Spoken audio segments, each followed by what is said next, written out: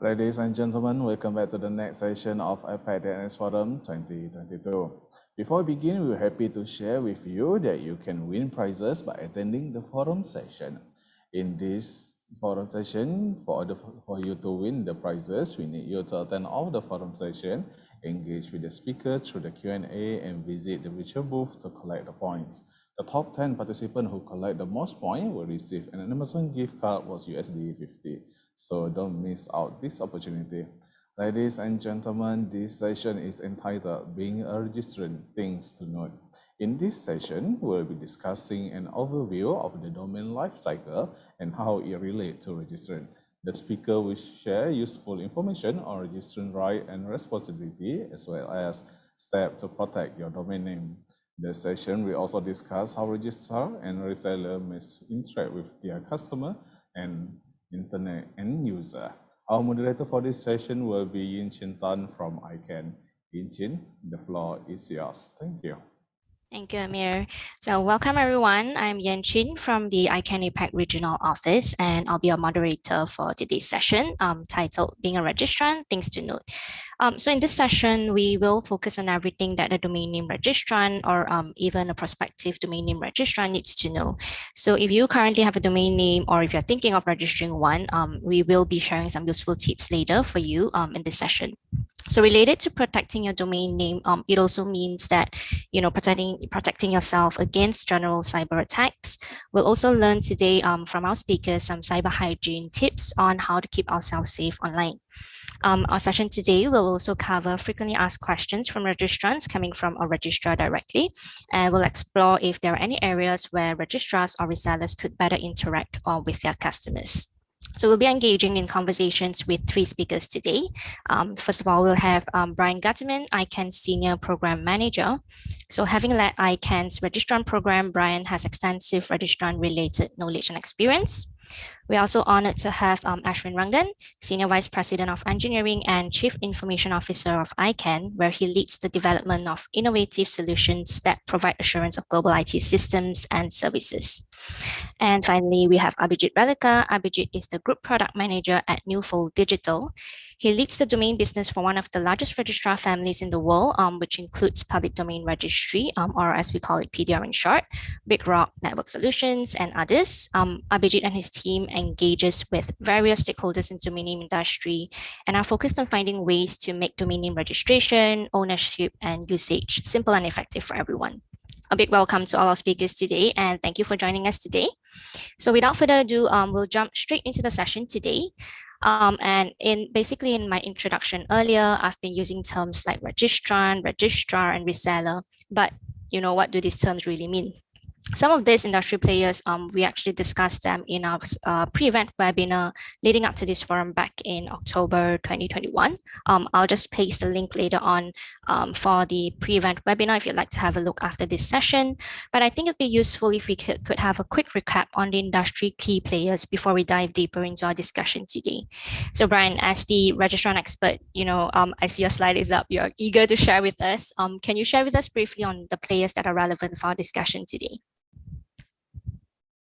Of course, and good morning, good afternoon, good evening, everyone. Thanks for having me here. My name is Brian Gutterman. I work for ICANN.org. So I think at the top here, just going to try and level set. I mean, I know lots of those participating today and in the audience are from the domain name industry, but something I like about these webinars is that oftentimes newcomers and those who might be interested in registering a domain name, for example, can watch the recording at a later date. So it's good to sort of just level set at the beginning and understand, who or what is a registrant, and who are the other players in the industry that registrants are interacting with. So at the top, a domain name registrant or a domain name holder is the individual or entity that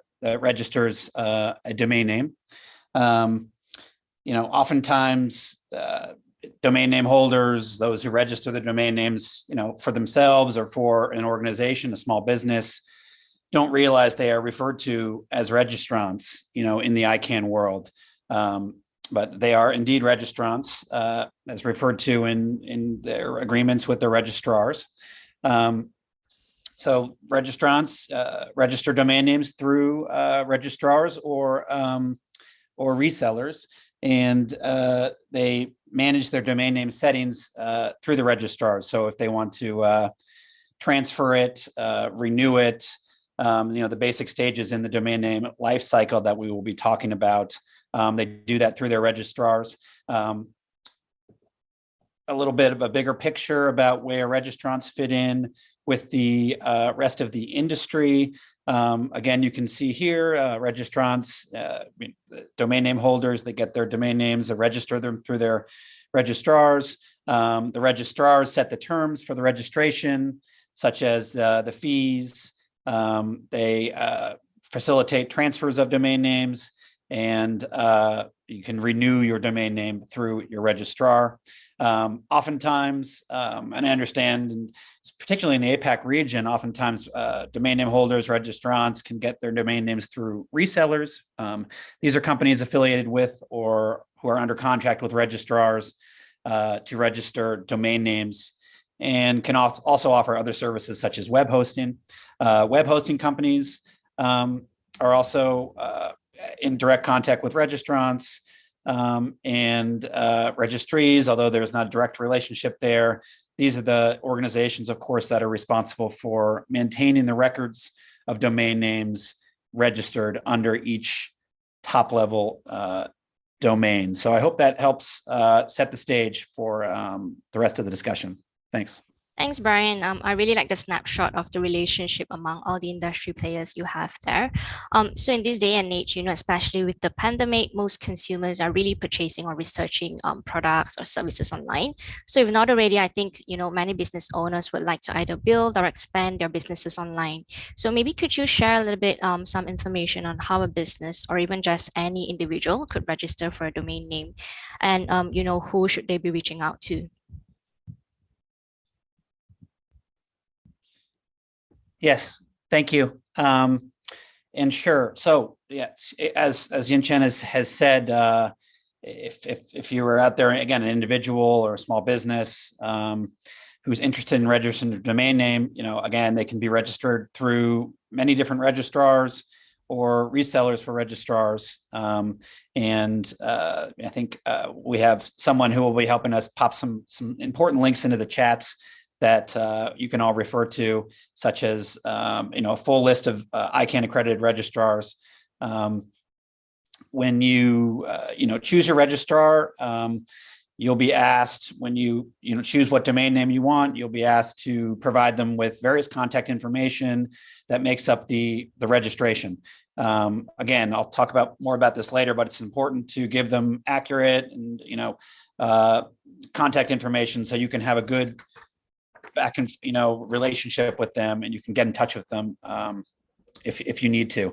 There are many different types of top-level domains you can register.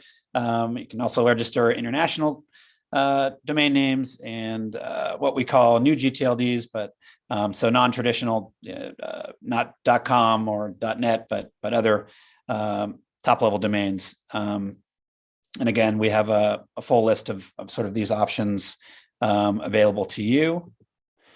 A little bit more about registering domain name. So a couple of common misconceptions that we hear about, and I'll be interested to hear from Abhijit from the side of the registrar if he hears about these problems as well. So it's important to note that the domain name registration is not the same thing as a website. Or URL. We like to call it's kind of like a street address. There must be a building or a post office box at that address to deliver the letters of the packages, if that makes sense. So you got to purchase, find, or implement services like web hosting or email to make your presence known once you have registered a domain name. Another misconception is that people think they own a domain name. It's not quite owning a domain name. It's more like leasing a domain name, renting a domain name. You don't own it or buy it permanently or outright. You must renew it. after the initial terms of your registration agreement are up. So again, that's a common misconception, but it's an important thing to note here. So, yeah.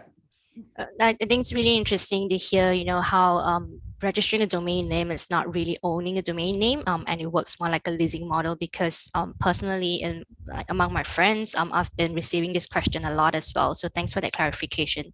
Yeah. So building on that, maybe you could share some tips on what registrants should take note of when registering a domain name. Of course, yeah, and it's of course up to the consumer to choose, from whom and what sort of domain name that's best for them. But we offer at ICANN a few tips, and just things to think about when you are registering a domain name. Again, we have more information about this on our website, icann.org, educational materials about this. But we suggest, first off, know who you're dealing with. It's we recommend an ICANN accredited registrar. There are lots of registrars out there, but do your homework. Research the registrar's customer service, reviews, what types of services they offer. What type of services do you think you will want out of your registrar, your reseller, and do they have readily available contact information? If you need to reach them for something, can you get somebody? Can you contact them via email? Can you call them?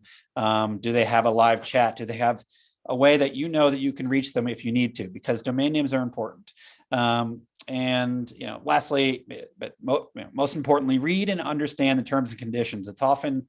We often hear about people that don't read their agreement, and then something goes wrong down the road, and they say, "Oh, I didn't read the small print." So, just like anything, you always want to read the fine print, understand the terms and conditions of your registration agreement before clicking through and making that registration. This oftentimes can save you from some unpleasant surprises later. So.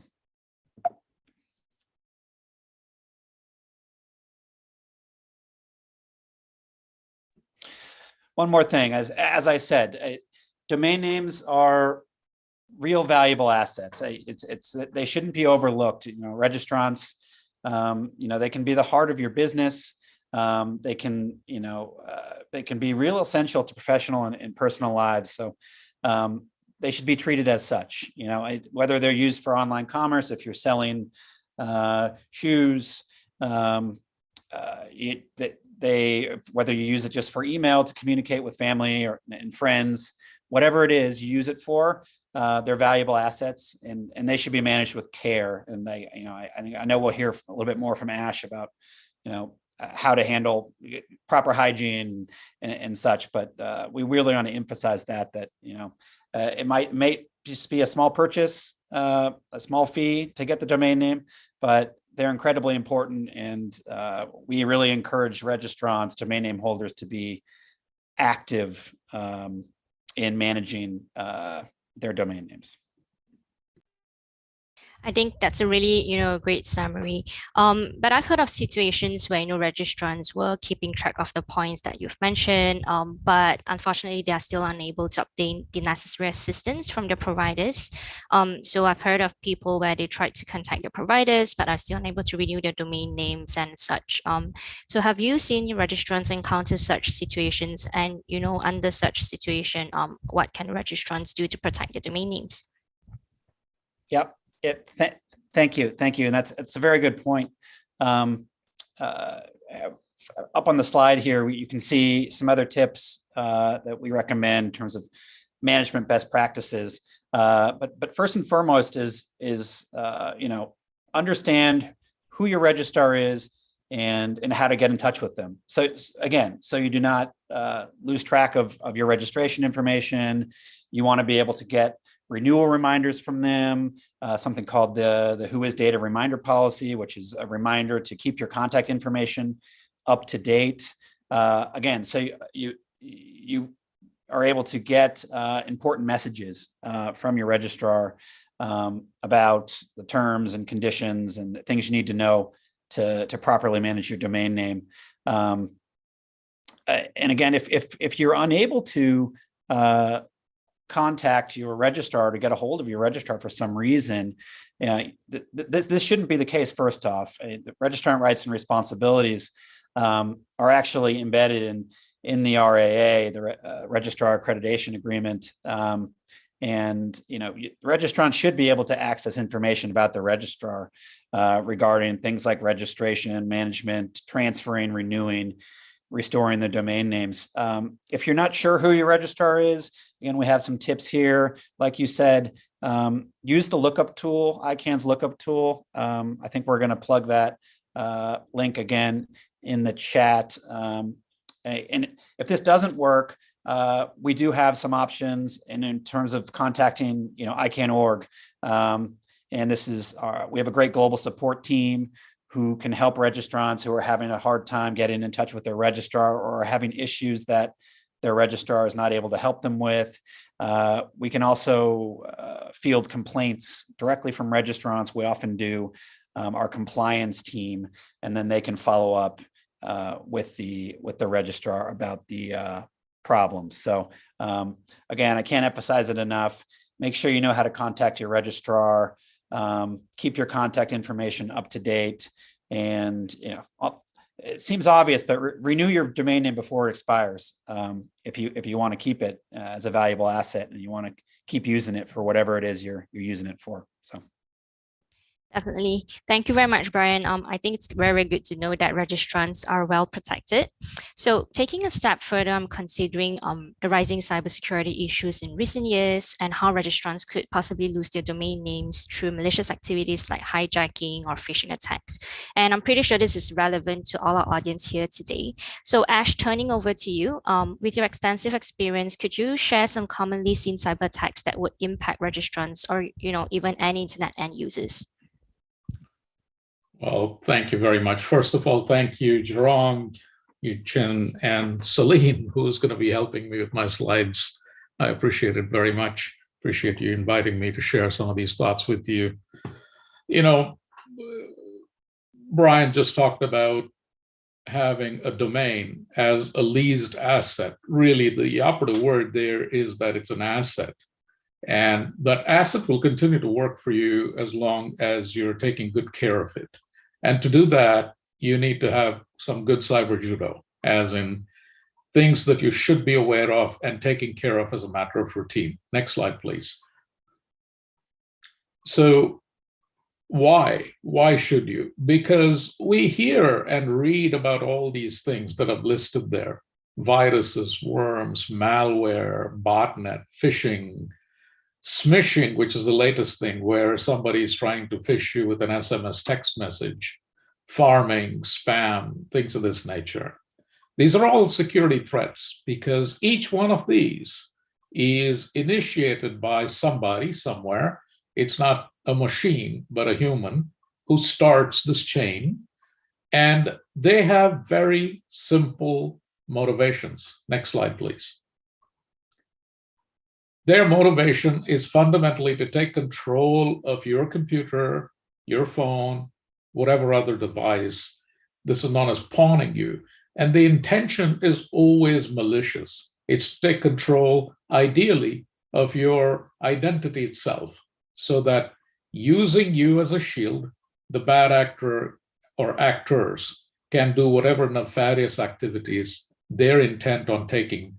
And in the act of stealing your identity, stealing your asset, they have involved you in the chain of malfeasance.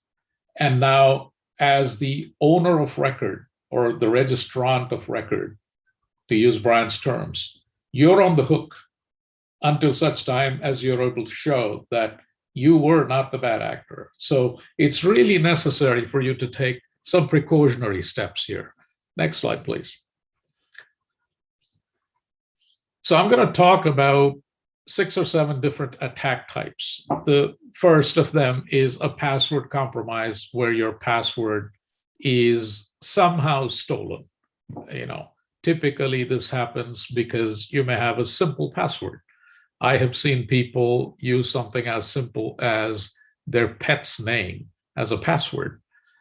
Imagine if you get a phone call, somebody pretends to be your veterinarian and says, "This is the veterinarian's office. Am I speaking to the owner of a pet?" And you say, "Yes." "Well, what's your pet's name?" And you blurt out a name. They'll try that with your password as a combination to see if they can crack into your system. It's as simple as that, or a date of birth, or something more familiar to you. So it's really important to have good passwords, and I'll talk about what's a good password later. Next slide, please. The next thing that can happen is a phishing attack. A phishing attack typically tends to be a bulk email that is addressed to an address list. They don't know you from Adam or Eve, but they have an address list. They don't even know whether you're a human being or a machine, a male or a female. They have no idea about anything to do with your demography, ethnography, psychography, nothing. It's just a dumb email that comes to you, but it's crafted in such a way that it's trying to take your username and password away from you. It's what's known as a harvesting site. That's what a phish does. A smish is similar to that, except it's using an SMS text to do the same thing. Next slide, please. The third attack type is a spear phish. And this is more than just a dumb phish going to a bulk list of email IDs. In a spear phish, they know you. So I'll give you an example. Just a few days back, I received an email ID, an email message to me, addressed specifically to me. It started out by saying, "Dear Ashwin." And the moment it said, "Dear Ashwin," I looked above and it purported to be from PayPal. The message went on to say that your PayPal account has now been settled for a sum of $799 in exchange for the Bitcoin that we just registered in your name. Well, I know for a fact that I never asked for a Bitcoin to be registered. Why would they be sending me a message? But what they can do is to also call me at the same time as I get an email. So about a month or so back, that combination occurred where there was an email first thing in the morning, 8:15, I'm just enjoying my first cup of tea. And as I'm opening the email, I get a phone call. I pick up the phone. They say, "This is Ye and so from the bank, and we would like you to open this and provide us with your username and password." That combination of an unexpected email and an unexpected call is a trigger to go on high alert saying this is a possible spear phishing attempt where they're trying to have you divulge your username and password to them. And that's exactly what it was. I know enough to take care of this, and therefore we were able to just ward it off without even giving it much airtime. Next slide, please.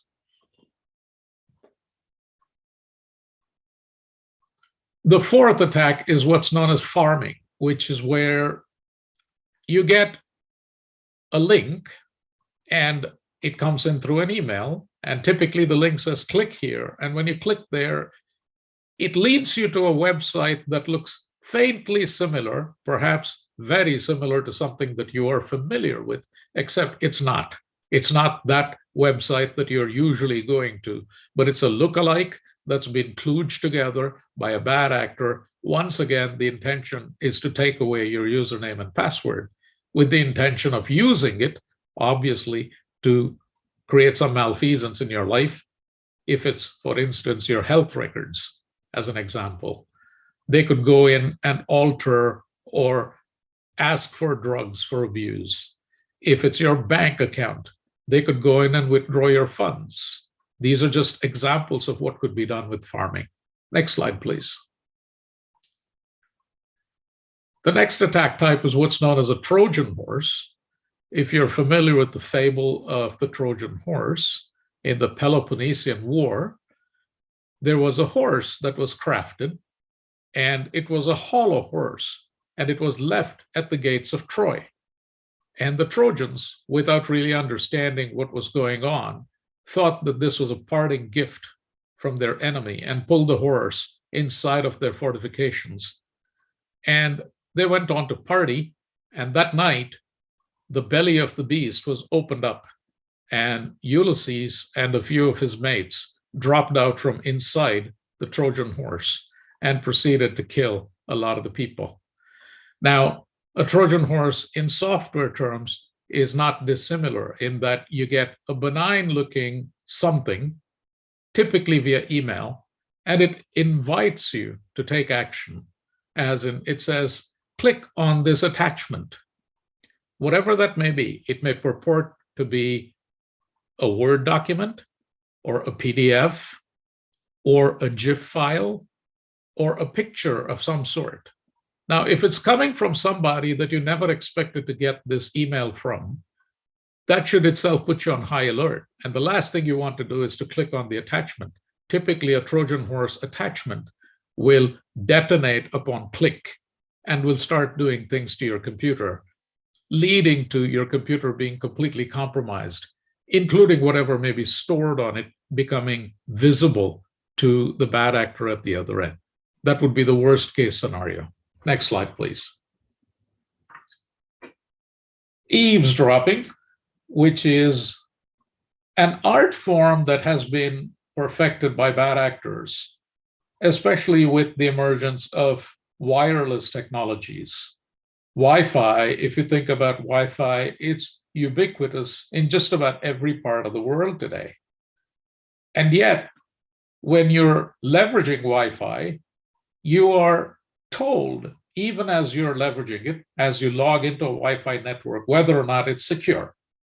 The thing that you want to be sure of is that you're always logging into a secure network and never logging into an unsecure Wi-Fi. If you do that, if you're logging into an unsecure Wi-Fi, the traffic between your computer and the station, the Wi-Fi station that is capturing the traffic for transmission over the internet, is literally visible to the bad actor in the middle. And these bad actors have tools that are capable of reading whatever it is that you're typing. And typically, if you're using an unsecure Wi-Fi, you are typing credentials to get into whatever site that you wish to enter. And they are in a position now to read that in clear text and capture that. And there you go. Your username and password is now compromised. Next slide, please.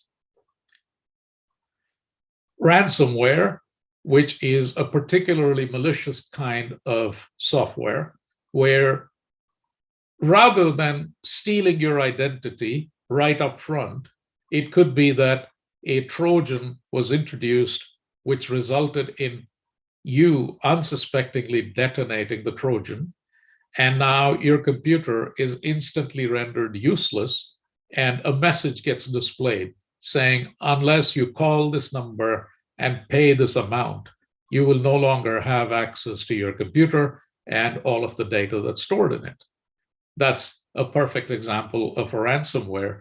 And in the last 3 or 4 years, not only has this gained in notoriety, but there have been world famous cases like the Colonial Pipeline case in the United States, where the demand, the ransom demand on the company to release their assets was in the millions of dollars, and that in the form of Bitcoin. So it was settled in Bitcoin, and the assets that were taken ransom were indeed released. But imagine the pain and frustration that that company went through. This is a pernicious form of new malware that has made itself known in the last 4 years.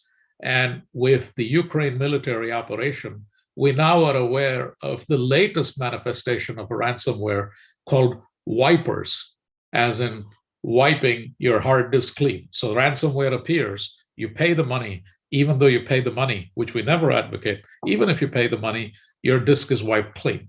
It's a new form of ransomware and really destructive to the machine.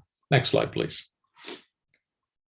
And the last of these that I'll talk about is called the distributed denial of service attack, where let's assume you have a domain, you've registered it, you've done all the things that you want to, you've created a website, and for whatever reason, the content on your website is not agreeable to somebody, some bad actor decides that this is something that they disagree with. They could be a hacktivist. They might want to embarrass you. They might want to tarnish your reputation in the world.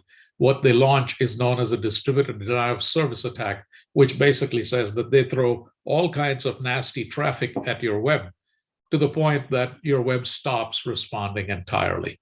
These are typically the vectors that you see when you have a website registered for yourself, or you have a domain that you're using for things like email, etc.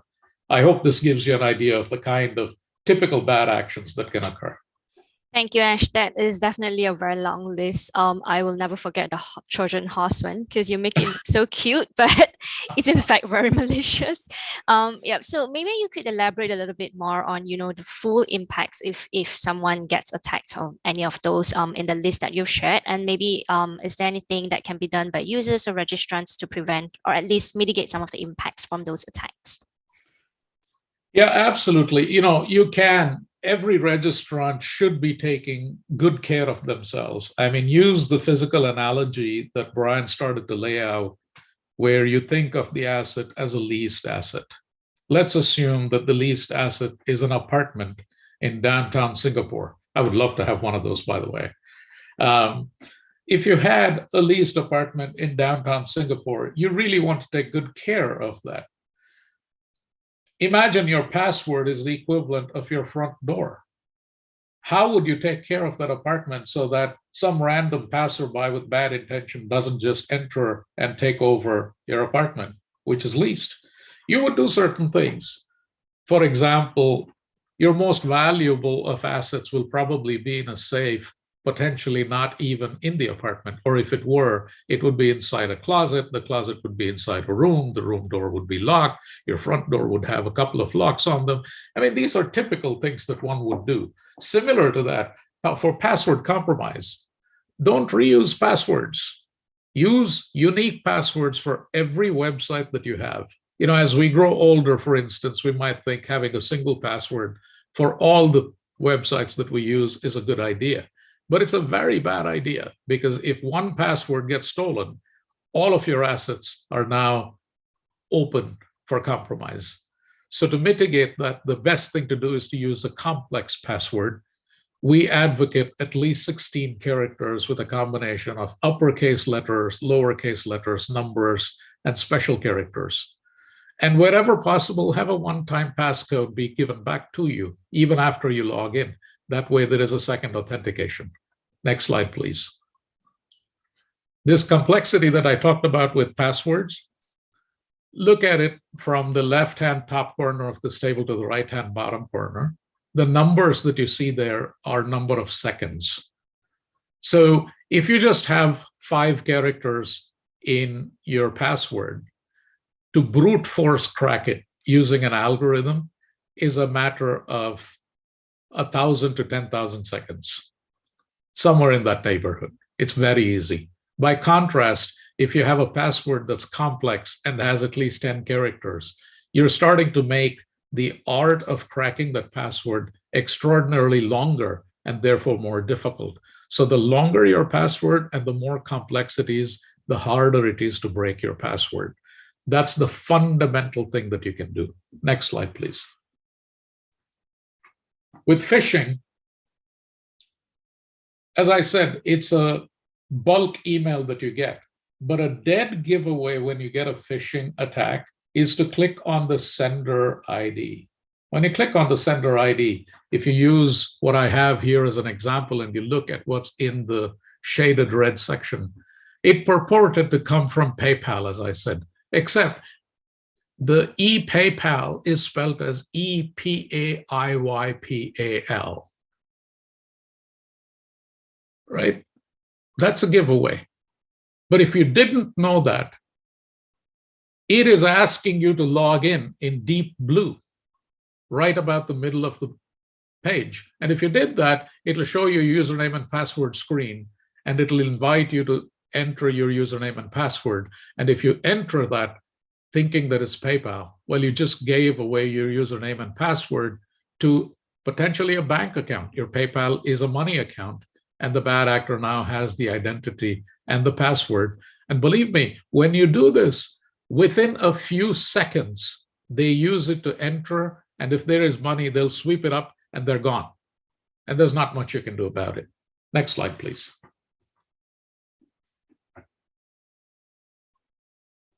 So with phishing, do not reuse passwords. That's the first thing, because even if you were to lose it, you're lost only one thing. But typically, looking at the sender ID will be very helpful for you. Try and set up your more sensitive accounts with one-time passcodes or multi-factor authentication, where you have to use at least a second means of identifying yourself. That way, you are ensuring that you're going to the right website. It's very difficult for bad actors to replicate a multi-factor authentication mechanism just the way you're used to doing in whichever form you're used to doing it. So typically they entrust that you are doing a single factor and they're inviting you with a single factor. So if you set up multi-factor, then you've protected yourself already. Suspect unexpected emails. And oh, by the way, many of these come from literally factories. They're known as troll factories that are set up. Particularly phishing is set up in Nigeria, where English is not their first language. So the language construct is usually awkward. And when you read whatever is written, you'll find spelling mistakes, punctuation errors, the sentence formation is poor. All of those are giveaways. And oh, by the way, your healthcare provider and your banker are unlikely to send you an email without your knowledge saying, give me your username and password. Next slide, please. With spear phishing, as I said, they know you by name. They know you by name. And that there's a great danger, because now there is a sense of familiarity. And they have researched you to know what the power structure is in which you exist. So I'll give you a classic example.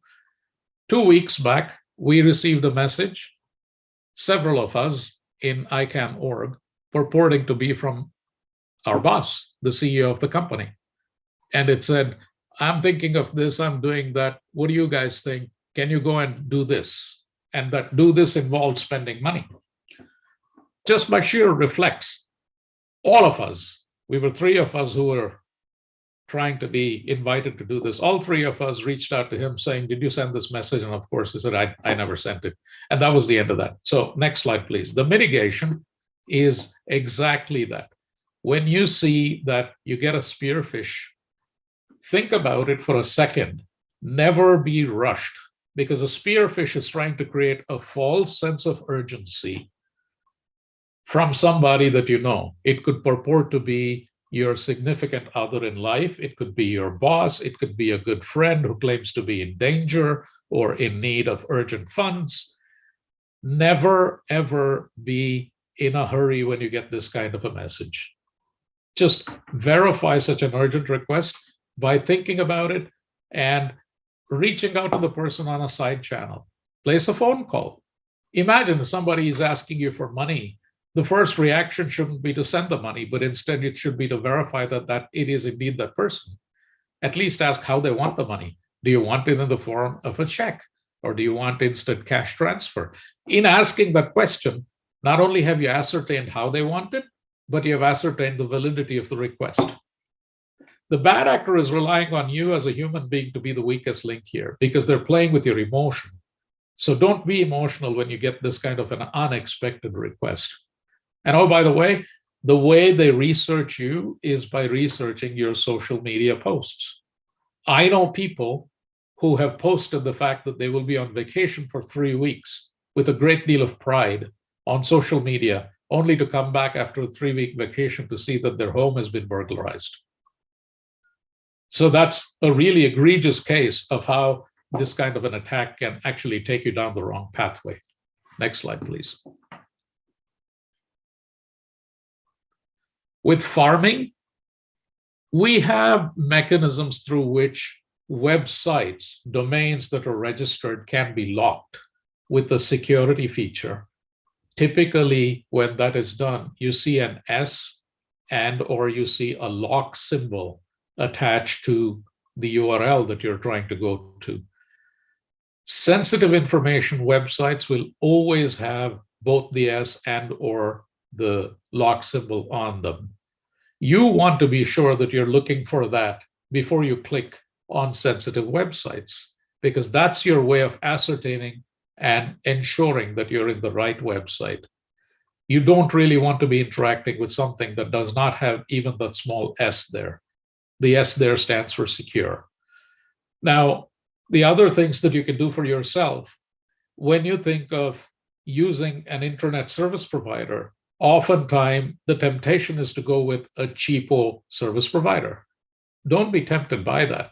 On the contrary, counterintuitively, we ask you to go with a highly reputable ISP or internet service provider and go with their equipment. Typically, their equipment tends to be higher in grade. Their costs are more, but you get more security in return. And as I said prior, always go with multi-factor authentication so that even if you are invited to go to a bad website, that second factor or multiple factors will prevent you from divulging your own information. And finally, if you have the ability, use a virtual private network. Many of the ISPs around the world offer VPN as a service for a small token extra fee. Spend the money, it's well worth it. Next slide, please. Trojan horses. You get a lot of warning with this, actually, with Trojan horses. When you get a message, typically it's in the form of an email, you can have scanners in the background. It's very typical in many parts of the world to use malware scanners like Norton, for instance, or McAfee. They have what are known as signatures for these kind of malware, and they're able to filter them out before they get into your inbox. You must make that investment. It may feel like it's an expense, but imagine the alternative, and you get a bad email and you succumb to it and lose assets, real assets in the process of clicking on the bad email. You may lose much more than what it takes to have a good malware protection mechanism on your computer. So using scanners is a good idea. Avoid clicking on unknown software programs or unknown emails. And if you find suspicious looking programs on your machine, just get rid of them. You know, when you do a startup, there is a menu option in all computers that tells you what are all the programs that start up. You can look at that and say, why is this thing even there? Why is this starting up when I have no clue what it is? Get rid of it. More than likely, it has nothing to do with you, and it just got there somehow, somewhere. Next slide, please. For eavesdropping, these are, the threat is a fake Wi-Fi connection with a man in the middle, as I said. Typically, this happens in places like coffee shops or bus or train stations or airports. You're in a hurry. You're trying to look at the next message using whatever means is available, and you fall prey to this. Avoid that temptation. The simplest thing you can do is that. If you can't avoid the temptation, be sure to use a good VPN on your mobile device. And whenever you're in a place where you need to pay, think about it. When you have a card in your hand, there are multiple ways in which you can settle a card transaction. One is to give it to the vendor and have them take a copy of it. That's the worst form of giving a card to a vendor, because now they have a copy of your card and they could abuse that. Never, ever do that. There are plenty of people who are vendors who are also bad actors. If you can't do that, the next worst thing you can do is to insert a card into a slot. Because when you insert a card into a slot, there is a certain mechanism in the background that's reading that, and that can be compromised.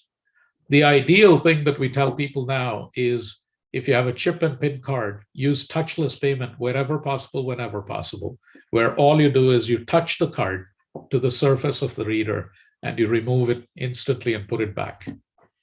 Next slide, please. For ransomware, the threat is losing everything, as I said. The risk is paying ransom. Just don't do it, because there's no certainty that they, A, will give you the keys to whatever is being held ransom, and or B, that they won't come and put your machine in ransom mode again, taking it hostage. So the mitigation here is assume that you've lost the machine and just wipe it clean to bare metal, but make sure that you have unconnected backups so that you can load your machine from that backup and restore it to the state that it was when you last backed up the machine.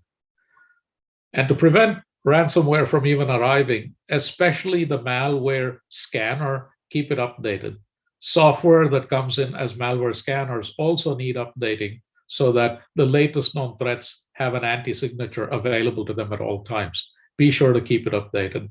And if you get unknown attachments, never, ever click on them. Typically, that's the vector through which ransomware arrives on your machine. Next slide, please. And for distributed denial of service, if you have a website as a registrant and you have controversial content, go back one, please. Yeah, thank you. If you have controversial content where there is a polarization of opinion, whatever be the topic, and you're trying to promote that controversial content. Now, you may think that it's perfectly acceptable, but you may also be aware that there is some other segment of population that doesn't agree with your point of view. There could be somebody there saying, you know, I want to not only take that down as content, but I want to embarrass the person who posted that and prove to the rest of the world that they're actually not very good at what they do. That's what a denial of service attack does. So there are many things that you can do. Typically, the easiest thing to do is to make sure that you don't have controversial content, obviously. But if you insist on having it, make sure that you have plenty of bandwidth on demand so that if there is this kind of an attack, you can open up more bandwidth and still take the attack on and have your website be serviceable.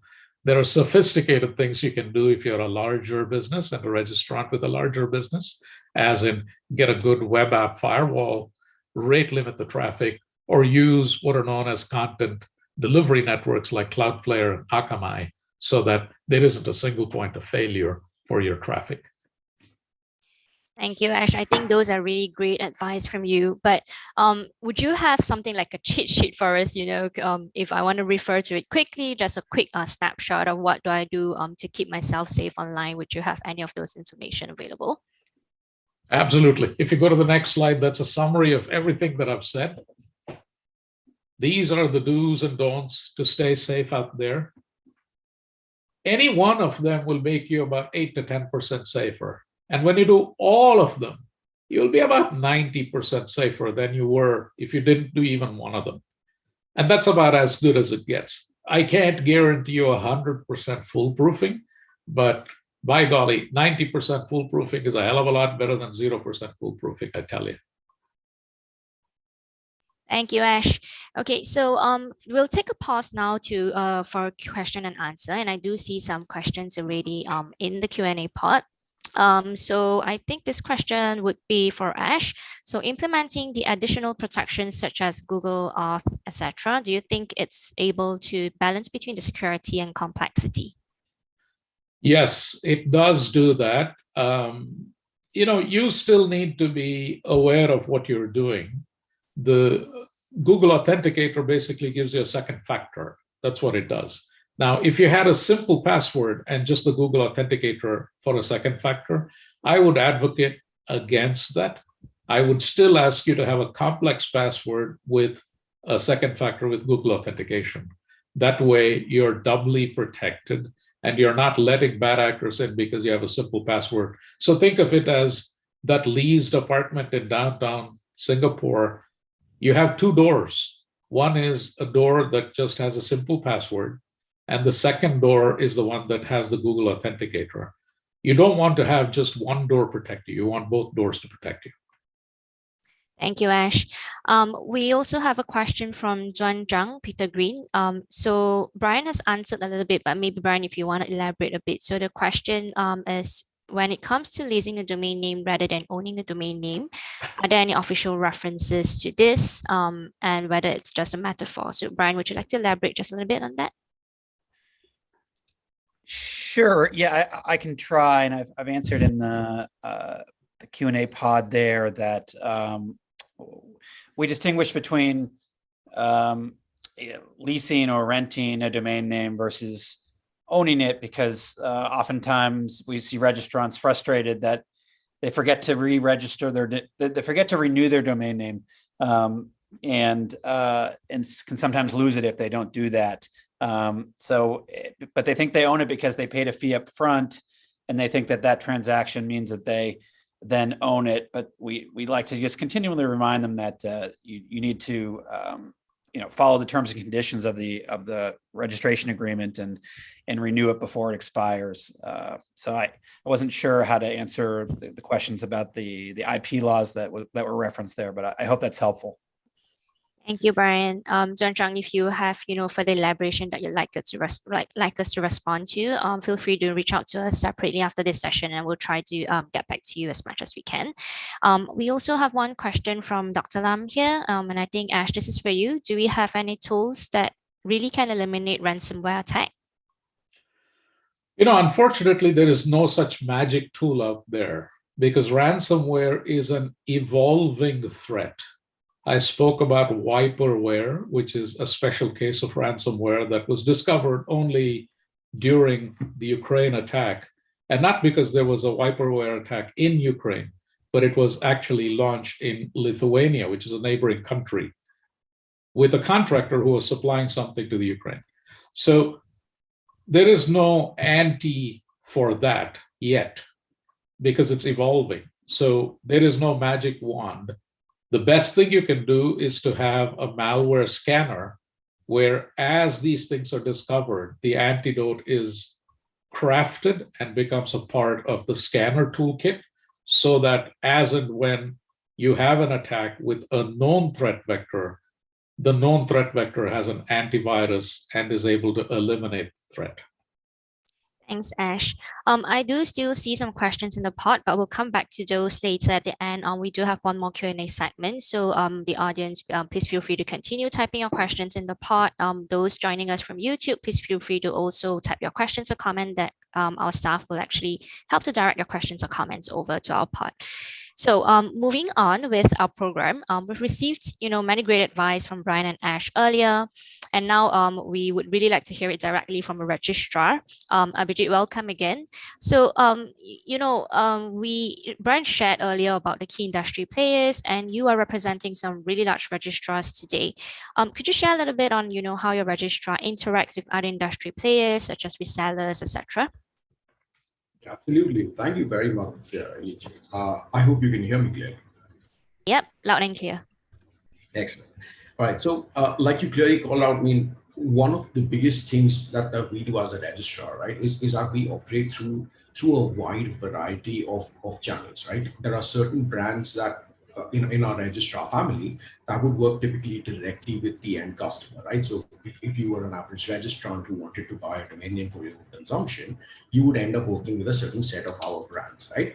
Which would include, so for the audience in the Asia Pacific region, you're probably more familiar with our brands like Big Rock or Godian or Crazy Domain, for example, right? Or Dreamscape as another example. Now, in this scenario, a lot of the times what would happen is you would interact directly with our registrar, right? You'll be working very closely with our own teams and with user experiences that we've designed for you as a registrant, which will essentially equip you with all the necessary tools and functionality that you need to manage your domain name. Now, on the other hand, we also work with a fairly large network of resellers, right? And this is a setup that we've got across the globe, where these are effectively people who would be an average registrant's first touch point when they want to set up their own online identity. Now, in this circumstance, you'd imagine, for example, a neighborhood small business, right?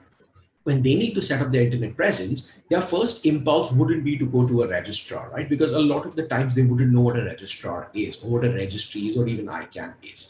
For them, and again, this is a point that Brian made very, very clearly earlier, and it was a very important point, right? It's very hard for some of these people to distinguish between their domain name and their website.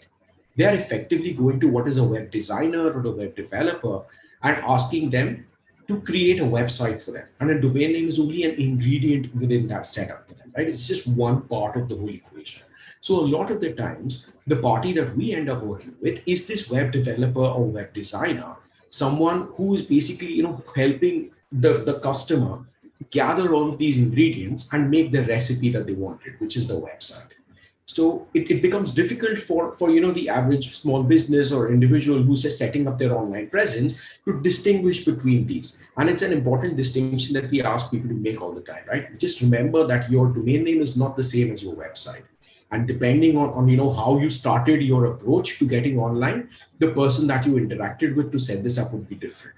So when you are working with some of our larger registrars like PDR, you're not directly working with them, but you're working with a service provider who is in turn purchasing these tools or these components from PDR, starting with your domain name, and then eventually helping you with those processes, right? So in this scenario, your interaction as a registrant would be far less with PDR directly, and much more with the web developer or designer that you are working with. And that person would then be responsible to help you manage your products and services.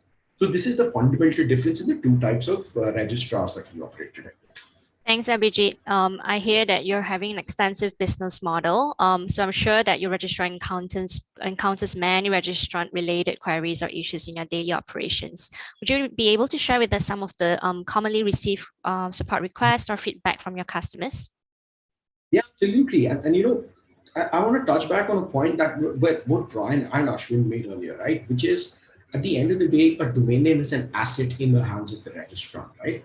But a lot of the times when you're starting off in your business, or whatever venture you're taking on as a registrant or as a new domain owner, it's hard to understand why that would be the case, right? Because it would feel like a domain name is inherently fungible. What do I mean by that? By fungible, right? You could register. If you were starting off today, you could buy yichin.com or you could buy abhijit.net or ashwin.com or brian.org, and they would all function exactly the same way, right? Why is one domain name any different than the other? The fundamental difference is the value that's created by you on top of that domain name, right? When you put that domain name to use, when you're actually employing it to a certain end, right? You're putting up a website, you're running a business on that, you're using it for your email, you maybe your social media. You have 100 different ways in which you can make that domain name useful to you. But every time you're doing that, you're adding value, right? You're creating value on top of that fundamental asset. And a lot of the time, people tend to forget the value of this asset, which is what leads to most of the common issues that are reported to us. So when we as a registrar are interacting with a registrant, we tend to see two typical types of issues, right? And I'd rather probably bucket them in two major categories. One being usage, right, which is more fundamental. I want to set up my domain name so it resolves to my website. I want to manage my domain name so I can renew it a year. I want to make sure that I don't have to bother renewing for the next 5 years. So it's more process oriented, and those are more straightforward to handle. The other more challenging set of issues that we see tend to come with ownership, right? And this is really where the struggle begins for a lot of people. They do not understand what it means to be in control of their domain name. So a lot of the times we see issues like, I don't have access to my domain name. How do I actually change my name servers? How do I go from one service provider to another? How do I point my domain name to the website that I want to use? And at the end of the day, unless I'm in control of my domain name, I'm at the mercy of somebody else to do that for me. Now, if you are directly working with a retail-oriented registrar, like some of the examples I mentioned, like Rodian or Crazy Domains or Big Rock, you would find that the registrar, like us, has almost certainly created, a very, very fundamental tool set for you that will let you perform pretty much any important activity that you need to in order to manage your domain name. And ICANN has done a great job to, sort of standardize a lot of the requirements that a registrar would typically have, and make sure that, it is a commitment from the registrar that in order to be an ICANN accredited registrar, you have to make sure that, all of these tools and services are properly enabled for registrants, right? And as a registrar operating at our scale, we are, it behooves us to make sure that we give the maximum sort of functionality to registrants. But what happens is, typically when you're working with resellers, that responsibility is now delegated one step below, right? So it's a completely different entity, which oftentimes a registrar may not have control over. there are certain models where the registrar would create the functionality for this user, right, for the web designer, so the registrant can manage their domain name themselves. But a lot of the times that doesn't happen. The web developer, designer, reseller in the middle is the person who's taking the complete authority for managing that domain name. And he tells the domain owner or domain user, I will take care of everything for you. You just pay me a certain amount and I will just help you manage the domain name for its entire life. Now, whereas, it seems like a great thing, somebody else is, managing the headache for me, it leads to a completely different set of headaches in the future, where all of a sudden, now you've got no control over who can, probably take ownership of your domain name or your website in a day or a month from now. Which is why we see a lot of issues from people of typically, the form that, okay, I have a problem or a dispute with my current provider, but I need to move to somebody else. First of all, I don't have access. Or second of all, I don't understand how to set up to the alternative access. Maybe I want to go to another provider. Who do I go to? How do I approach them? How do I make sure that my domain name can be transferred or connected over to them, right? Maybe oftentimes, you have scenarios where there are disputes in terms of billing and they sort of play out in very strange ways. Billing for a domain name is very straightforward, right? You pay for the renewal in 1 year terms. And as long as you paid for the next year of renewal, you have that domain name extended in your control for the next year. But what happens is when you're going with a web designer or web developer, now you're probably paying them a single amount to manage all of your domain, your website experience, right? Including your domain name, your website, your email, your storage, your SSL. So everything goes in the form of one payment, and any dispute that happens there would give this designer or developer complete authority over what they're going to do with your domain name, unless you've taken steps to make sure that you have control rather than that developer.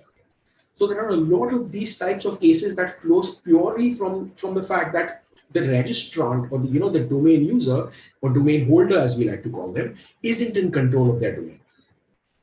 Thanks for that, Abhijit. I think this resonates strongly with Brian's sharing earlier, where a registrant is really important to take a moment to find out who your registrar is, so that you have the management and ownership of your domain name, and then also registrants must familiarize themselves with some of the recourse or escalation path that they have, should they face any issues. So I'm hearing that it's really important on focusing to raise awareness with registrants and share information and resources with them, so that they know what they can do and what they should take note of as well. So taking this into consideration, from a registrar's perspective, would you have any recommendation on how you could deliver this messaging clearly and effectively to your registrants, so that they know that they should take note and manage their own domain names?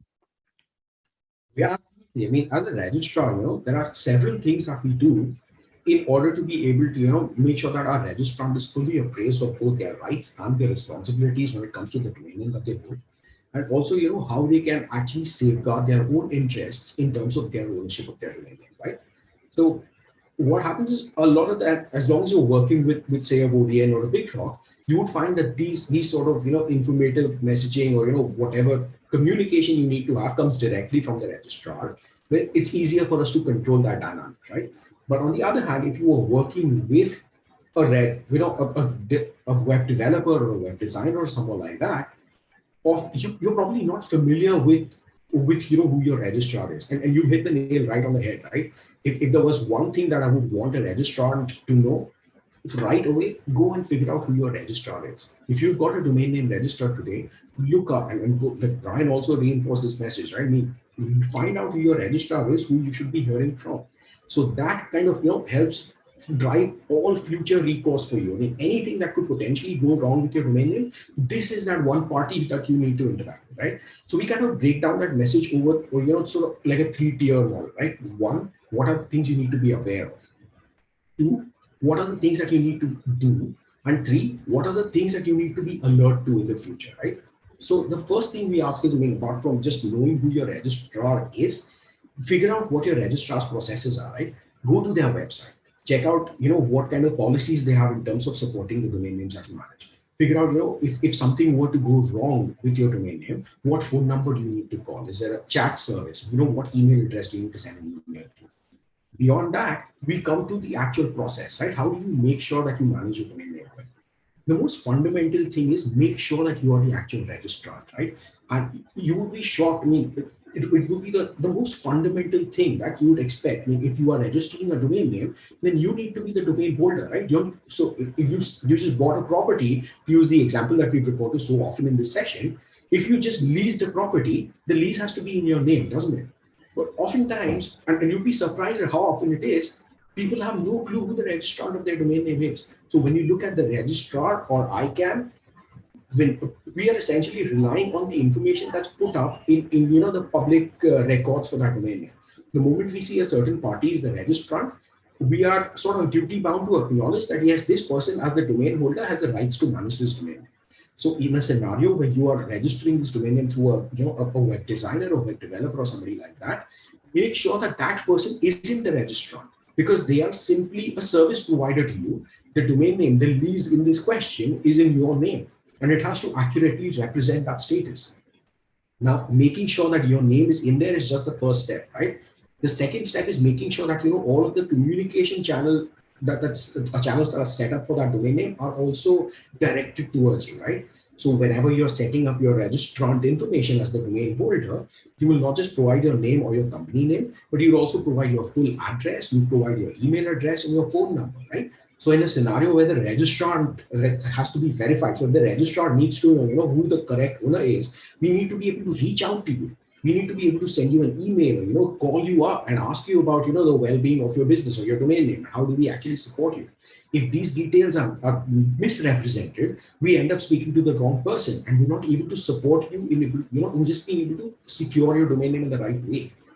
Beyond that, make sure that you have complete records of all your transactions with this web developer, designer, or even your registrar for that matter, right? Because if there were a dispute tomorrow, I mean, for whatever reason, there is a confusion or some sort of disagreement in terms of what you actually paid for your website. But paying for your domain name has to be fundamentally different from paying for everything else, right? Because now that it's an asset in your hand, that is the only portion of your web presence that cannot be changed. I mean, now that, if you wanted to ever do a Google search, you will go to google.com. If Google decides to change that domain name, it's going to lead to a massive amount of confusion. And the same applies to your business or your venture. If you decide to change your address, it's going to lead to a lot of misdirection, a lot of confusion. So the simplest thing for you to do is safeguard your interest in the domain name. Your hosting can be changed, your email can be changed, you can apply all sorts of other functionality, but your domain name, because of all of the value that you've added to it, is now unique. So make sure that anything that could sort of let other people take control of it is completely eliminated from that picture, right? So you should know your authorization codes, you should know exactly where you can log in to manage your domain name, etc. And we've seen so many examples in the recent past, just to highlight a couple, right? I mean, right now with the war situation that we have in Ukraine, there's a lot of people who either are unable to manage their domain names themselves because, first of all, it's probably the farthest thing from their minds while they're concerned for their own personal security.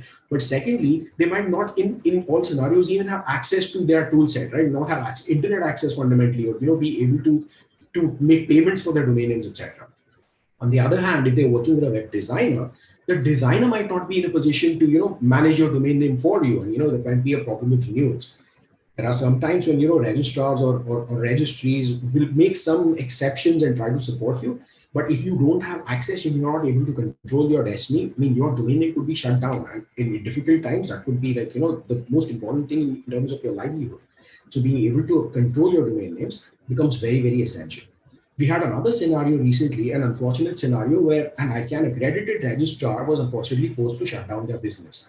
And in this circumstance, we found that a lot of registrants ended up being completely waylaid, right? They had no clue how to move on from where they were and how to perhaps manage their business going forward. So ICANN has some very, very good processes to make sure that there's a safe transition of these domain names. So while registrants should be aware that their domain name is safe, but their ability to control and manage their domain names becomes severely compromised. So if you have access to your authorization codes, if your contact information is correctly and completely updated, that is the simplest and safest way to ensure that no matter what comes to happen, right? I mean, no matter if the worst comes to pass, there will always be people like the registrars or ICANN who will have the ability to get your domain name back in your hands, right? And really just making sure that these things, right, are properly set up would probably go a long way in making sure that your domain name remains in your control, and there are no future problems to your business or venture on the internet. Thank you very much, Abhijit. That was a great sharing. I've seen some questions in the pod as well earlier, but because we're running late, and thank you very much all the audience here, for staying on. Ash has kindly answered them in the pod itself. And if anyone has any questions for Abhijit, please feel free to reach out to us at the contact us form on our event website after this session. So just sharing some key takeaways from myself before we close this session. I think it's really important to always know who your registrar is. Lookup tool is always your best friend. So please remember to search and remember to check who your registrar is, regardless of the provider that you're dealing with. And then also be aware, manage your own domain name. Your contact information must always be accurate so that your registrar or your providers can reach out to you for anything. And then also I've mentioned earlier to understand your recourse or escalation paths available in case you have any disputes or issues. And finally, follow Ash's cyber hygiene do's and don'ts. Is a quick list. You'll be 90% safer online. I think that's a great list to follow. So this applies to not only registrants and also to all end users if you're on the internet. So with that, I'll close this session. Thank you very much again, to our speakers for joining us today and sharing such great tips with us. Also, thank you to the audience who, stayed on with us. And sorry again about the, delays. Thank you very much. I'll hand back the time to our MC. Thank you very much, Inchin, and the speakers, Brian, Ashwin, Abhijit, for the very insightful discussion. Before we go, kindly fill out the survey form that will pop up in front of your screens.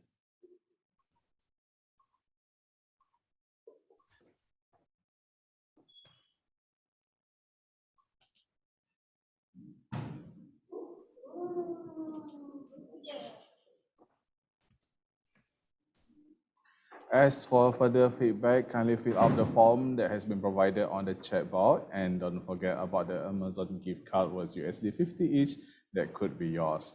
For more details, you may visit apacdanceforum.my.